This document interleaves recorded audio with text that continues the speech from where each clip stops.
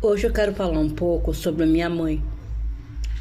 Não sobre a nossa convivência, não vou me focar muito, mas depois que eu tive que enfrentar a morte do meu irmão, a morte da minha irmã, do meu pai, do meu sobrinho, fiquei só eu e a minha mãe.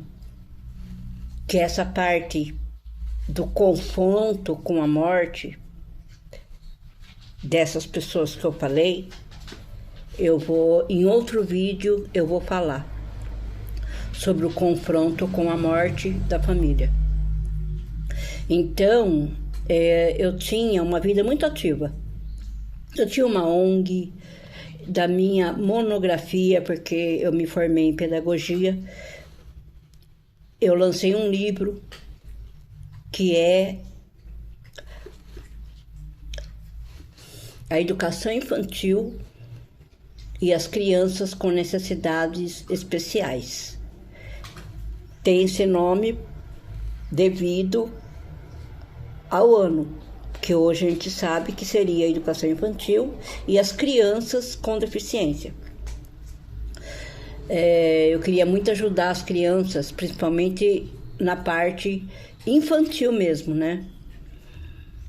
E eu conquistei meu carro, conquistei minha faculdade, minha pós-graduação, me formei em psicanálise para ajudar na depressão. Estudei muito sobre as energias das cores, do aroma, do fogo, da terra, do ar, da água. E porque naquela época, quando ficou só eu e minha mãe, eu sentia por mim que era um luto que não teve tempo de eu processar. Porque morreu minha irmã, depois morreu o meu pai, depois morreu o sobrinho, depois morreu o meu irmão. Então eu não foi em questão de 7 anos. Não tinha, eu estava tentando sair de um, entrava em outro, e ao mesmo tempo eu via minha mãe enterrando o marido, o neto, o filho, a filha. Então eu não sabia o que fazer, porque eu tenho mobilidade reduzida. Eu, assim, não vou falar que eu dependia da minha mãe, porque eu consegui me tornar uma pessoa autônoma, sabe? Eu consegui que a minha infância, eu vou contar também em outro vídeo, como que foi minha infância. Eu fui criada para não casar, para não ter filho, para não fazer nada, entendeu? E quando eu me vi, eu e minha mãe, ela daquele jeito, eu sendo a cabeça da casa, por causa de todos os estudos, eu me tornei uma pessoa muito independente. E ela já estava com a idade avançada. E ela decaiu demais. Ela decaiu mais do que eu. Pela idade dela também, né?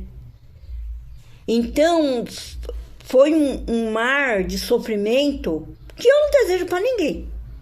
Eu não desejo, gente. Porque eles morreram por doença. Sabe? Não morreram do dia para noite. Um por um foi consumindo em hospital, sabe? E depois da morte, de todas as mortes que ficou eu e minha mãe, eu ainda fiquei com ela, acho que três anos, morando eu e ela, que a gente pagava aluguel. E ela foi decaindo na depressão, ela teve o mal de Parkinson. Eu, pela minha limitação física, eu não conseguia cuidar dela.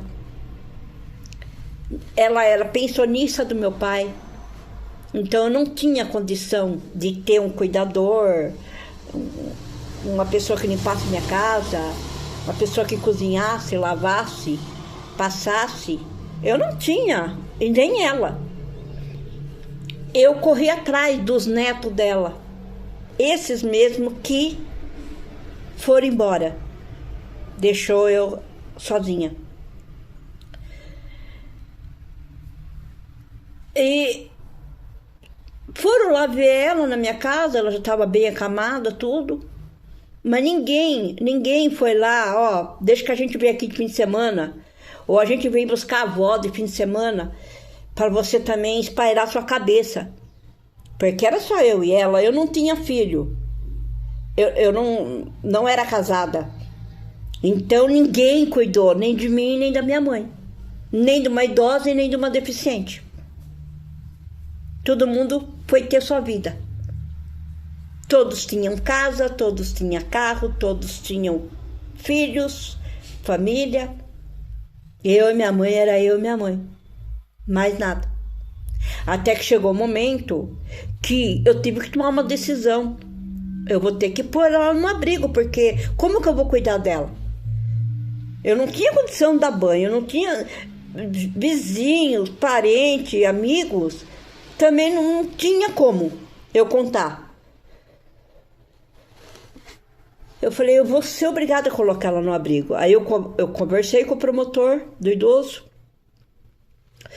para ele achar um abrigo, né? Eu já queria colocar ela em um que era uma instituição religiosa. Eu já conhecia lá porque eu fazia muitas visitas na época da minha ONG, na época que eu fui da Pastoral da Saúde, eu conhecia as instituições. E eu queria colocar ela lá, que era muito bem cuidado. E ele conseguiu que eu colocasse ela lá. Por 2 vezes eu não deixei ela ir, porque, gente, era muito difícil. Era difícil. Eu tenho que tirar minha mãe da casa dela. Você entende? Vocês vão entender. É difícil. Não era fácil para mim fazer isso. Por 2 vezes. Aí a assistente social ainda falou, bom, você vê, porque a gente vai preencher a vaga com outro. Porque ali era assim, só tinha vaga quando o idoso morria. Entendeu? Eles não podiam ficar segurando, porque tinha fila. Só estava abrindo exceção por causa do promotor do idoso. Que era só eu e ela, pagava o aluguel. E aí eu consegui, chamei, uma única neta veio para acompanhar. Claro, né, que era para acompanhar, porque assim ela ficava livre tanto de mim como da avó, né? Coloquei minha mãe no abrigo, preenchi a ficha, porque a assistente social falou assim para mim, então eu vou pedir para sua sobrinha assinar a ficha. Eu falei, não senhora, quem vai assinar a ficha para minha mãe ficar aqui sou eu. Então, a parte de preconceito, sabe, as pessoas te julgam que você não tem condição de nada, você não é responsável por ato nenhum. E ela não, o tom que eu falei, ela não foi louca de não deixar eu assinar. Eu assinei e lá queria que 50% ficasse para ela no abrigo e 50% para mim, devido a eu pagar aluguel e eu não tinha casa própria. E a pensão era do meu pai para minha mãe. Eu não tinha nada, gente. Eu não tinha nada, nem onde cair morta, pra falar a verdade. E um mês eu ainda peguei o salário da minha mãe. Eu consegui pegar, porque era eu que organizava tudo. Eu não tinha procuração dela, mas eu organizava. Porque era só eu e ela, era tudo em conjunto. Uma cuidava da outra do jeito que dava. Aí eu voltei a falar com o promotor, falando, não tem condição, eu pago aluguel, eu não tenho condição de ficar com 50% do salário da minha mãe. Aí eles deixaram eu ficar com 30%. Gente, vocês não têm noção. 30% de um salário, de uma pensão. E aquele salário que era da pensão da minha mãe acabou, porque ela morreu, não tinha mais. Eu tinha uma ajuda do governo, que não cobria despesa. Não tinha como cobrir a despesa. Eu tive que comprar um carro para eu levar ela no médico, cuidar dela, cuidar de mim, ser a minha perna. Eu pagava o carro. Porque quando eu tinha que levar ela no hospital, ou fazer exame, ou no posto de saúde, não vinha ninguém de carro. E eu não tinha que ficar pagando táxi. Não existia Uber naquela época. Entendeu? Então eu comprei o carro. Eu tinha a dívida do carro, eu tinha aluguel, eu tinha água, eu tinha luz. Eu tinha um casal de pastor belga, porque era só eu e ela, que cuidava da casa, por causa de ladrão. Eu tinha comida, eu tinha ração, eu tinha tudo. E eu não tinha dinheiro. Foi quando um rapaz que trabalhava perto da minha casa falou assim pra mim: olha, você vai ter que ser humilde ao extremo. Porque ser humilde é uma coisa, ao extremo, sabe o que é? Extremo, o extremo da coisa. Ou seja, se falar não, você não se afeta. Se falar talvez, quem sabe, vamos ver, eu vou ajudar, mas não aparece que ajuda. Você, pelo amor de Deus, você esquece. A gente parte para outro caminho. Isso é amigo, gente. Viu? Isso é amigo. Eu falei, mas como, aonde que eu vou pedir ajuda? Eu não tinha dinheiro, não tinha comida, não tinha nada. Ele falou assim, olha, você não tem primo? Eu falei, eu tenho, mas eu não tenho tanta comunhão com meus primos. Meu Deus do céu. Vai vendo, gente. Vai vendo. Vai vendo. Olha, se você tem ou não intimidade com os primos, é a hora de você começar a ter. Você tenta pegar o telefone deles, passa uma mensagem do que está acontecendo com você, porque com a sua mãe eles já sabem, e pede dinheiro. Que você não adianta só pedir comida, você tem que pedir dinheiro. Quem que vai te dar dinheiro? Gente, eu não sei se eu era orgulhosa, eu não sei, mas eu nunca dependi de ninguém porque eu tinha pai e mãe. Então, hoje eu entendo que eu nunca tive família. Eu tive pai e mãe. Que quando eu perdi eles, eu vi quem eu era. Nada. Eu não era nada. Eu não tinha nada. Sabe que nada? Eu não tinha nada. Eu tinha pai e mãe. Eu tô fazendo isso aqui para que você, se um dia você passar por isso, ou se você está passando, ou tem gente que passa, eu clamo a você. Engula o seu orgulho. Seja humilde a extremo, porque tudo passa. Tudo passa. Tudo isso passou. Feridas em mim se arreganharam as feridas. Sabe? Mas eu tô aqui para te contar isso. Sabe, eu peço para você, dá um like para mim, dá um positivo para mim, ajuda meu canal, passa para as pessoas. Porque tem muita gente precisando ouvir isso, gente, é muita gente. E aí eu falei, bom, então, onde eu vou pedir comida? Aí pedi comida para umas primas, que eu conheci um pouquinho mais. Comida não, eu pedi legumes. Porque eu não tinha, pedi cenoura, beterraba, chuchu, né? Para os primos distantes, que não moravam na minha cidade, eu pedi dinheiro. Para a comunidade que eu fazia parte, eu conversei com a liderança. Eu falei, olha, eu não tenho nada. Não tenho mais nada.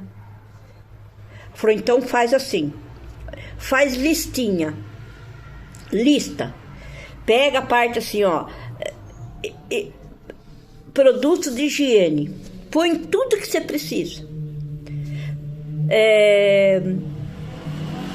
Comida. Carne. Qual é a carne que você come? Eu falei, não, qualquer coisa, tá bom. Eu falei, não, a gente não vai te dar qualquer coisa. A gente quer saber a carne que você come. Qual produto de higiene você usa? Qual produto de limpeza você usa? A parte de leite, manteiga, qual que você usa? O que você come depois da refeição, café da manhã? Gente, eu chorei tanto. Eu me lembro, tenho vontade de chorar. Tá por quê? Porque Deus é um Deus provedor. Eu não recebi qualquer coisa. Eu recebi coisas melhores de que eu usava dentro da minha casa. Não me faltou nada. Nem azeitona preta, você pode até dar risada. Azeitona preta, azapa, aquela gordona preta. Não faltou meu queijo, meia cura. Não faltou refresco, não faltou nada, gente. E eu fiquei nessa de 3 meses a 4 meses, porque eu não tinha dinheiro. Eu tinha um salário mínimo, a ajuda da comunidade, a ajuda dos meus primos, que eu sou muito grata a eles com o dinheiro que eles me deram na época. Esse moço que me orientou, ele era açougueiro, também me trouxe carne e ração para os meus cachorros. E 4 meses eu consegui pegar o dinheiro, porque eu entrei com o processo no INSS para pegar a pensão da minha mãe. Que eu não tinha filhos, eu não tinha casa própria, eu não tinha nada. Então eu consegui pegar pela deficiência a pensão da minha mãe. E eu consegui pegar. Que é um outro também turbilhão de coisa que eu ainda vou contar também. Depois de tudo isso, a minha mãe começou a adoecer demais no abrigo. E aí ela teve derrame. Eu quis tirar ela de lá. A assistente social falou assim para mim: você não vai tirar sua mãe daqui. Por um lado, ela estava certa. Por outro, aquilo me machucou demais. Eu não tinha mais propriedade pela minha mãe, entendeu? A minha mãe não era mais minha. Era da comunidade lá que ela estava, na instituição que ela estava. É triste, gente. É triste. Sabe? Que eu tive que voltar para minha casa, abrir a porta. Quando eu abri a porta, eu saí com ela. Quando eu voltei sem ela. E ela começou a ficar num quarto, um atendimento especializado. Eu fui no hospital para conversar com a assistente social do que estava acontecendo com a minha mãe no abrigo. Ela falou: sua mãe, ela tá idosa, não adianta, porque eu queria internar minha mãe, né? Porque eles não deixaram tirar minha mãe do abrigo. Eu fiquei, sabe, desorientada, sem alicerce, que eu não tinha ninguém para contar, ninguém me apoiava, sabe? Apoiaram, que graças a Deus, nessa questão que eu tô contando da comida. Mas, nas decisões, não tinha, gente, não tinha, sabe? E quando ela começou a passar mal, eu ia todo dia ver ela, até que chegou uma hora que a assistente social ligou e falou: a sua mãe faleceu. Era 5 horas da manhã. Eu falei: pronto, acabou, porque o que eu vou fazer agora? Tá, tudo bem, eu vou pegar o salário, já tô com ele. O que vai ser de mim agora? Você já estava sozinho? Olha, eu entrei numa decadência de luto, de depressão, de angústia, desamparo, medo, solidão, tudo que você possa imaginar. Adoeci, gente. Eu vendi todos os móveis da casa porque eu não podia lembrar. Ali lembrava todo mundo, porque todo mundo morou ali, todo mundo ia visitar meu pai, minha mãe ali. Comiam a comida farta da minha mãe. que minha mãe era uma bela de uma cozinheira italiana. De repente, aquela casa virou uma morte, sabe? Um ar pesado. E eu vendi as coisas, eu comprei móveis diferentes e não adiantou, não adiantou. Foi aonde eu mudei daquele lugar, entreguei a casa, porque eu não tinha casa. E fui para outro bairro, perto das amigas de infância. E aí, se você quiser saber dessa parte para frente, você vê o primeiro vídeo que eu coloquei sobre a depressão. Como que eu enfrentei a depressão, superei a depressão. Então, o que eu quero dizer?